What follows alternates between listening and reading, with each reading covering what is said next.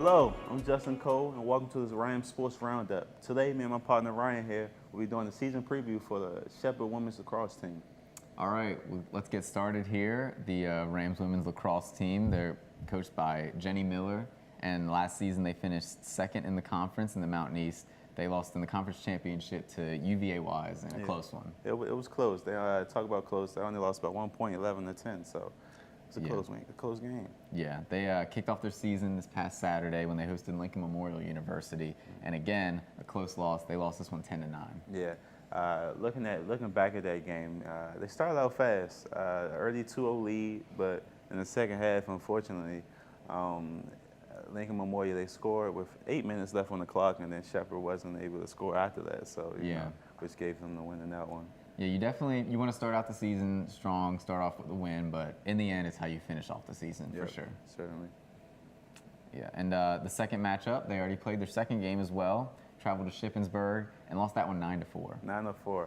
Yeah, cool game, but Shippensburg kind of gave the Rams a hard one in that one. You know, they forced Shepherd to 31 turnovers, which made it rough for the Rams.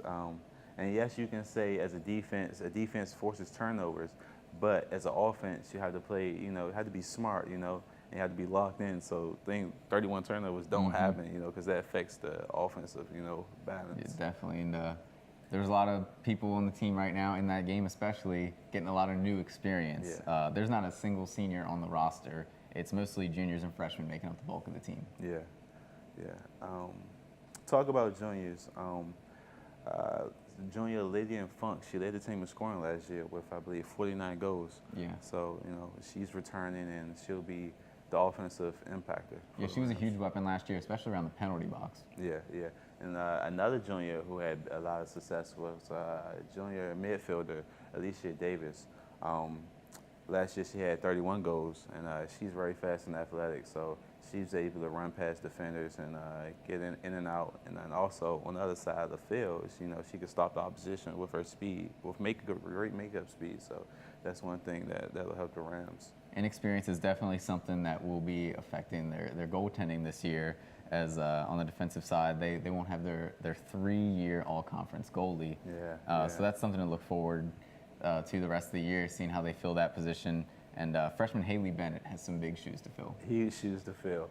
And at the goalie position, that's one of those positions where you have to be comfortable with being uncomfortable, because constantly throughout the game they're firing balls at you. So it just makes it very hard for you, Yeah, definitely. And looking ahead of their schedule, they got 4 more out-of-conference games before they get into the Mountain East part of their schedule. And these are games where you definitely want to find your identity, especially with a young team, so you can get into those real important conference games later in the season. Yeah, those out-of-conference games in the beginning of the year, I call those setting foundation games, to where as a coach you can see which players are going to have a huge impact for you, and where you could work in other players to get them a better impact or better for the team, as well as see your weaknesses, what areas you could work on before you go into those big games. Absolutely. Is there anything specific you think they need to improve upon, or anything they need to do to win the conference this year? Well, first, their main priority is taking better care of the ball. That's one thing they need to work on, as well as I would say it's the team chemistry. You talked about those freshmen. They didn't have that much time together. They probably only had fall workouts and then coming back this semester. So they just kind of learn quick and become one very fast. It's a hard task, but I think they can do it. It's doable for sure. I definitely agree on the turnover aspect. Last season they had 378 turnovers on the year, which is 10 more than their opponents had. So if you look at that sample size, obviously it's close. It's only 10 apart out of, almost 380. Yeah. But at the same time, you want to improve on that. You want to be in the positive on that turnover margin. And another thing is finishing off games, building on momentum. You talked about them having a lead in the first half in their first game. That's definitely something you want to build off of going into the second half. And, I mean, obviously the other team makes a push. You need to be able to push right back. Exactly. If you take care of the ball offensively, that prevents, increases your scoring ability, because you're not turning the ball over. So that means more shots on goal. So that increases, as well as them playing as a unit. That will, make them hard to beat, because it's hard to beat a team that works together and doesn't mess up. Yeah. And it's a system and a machine that keeps moving forward. So definitely. You Don't beat yourself. Exactly. I think is definitely Exactly. the key. We want to wish the team good luck the rest of the year for sure.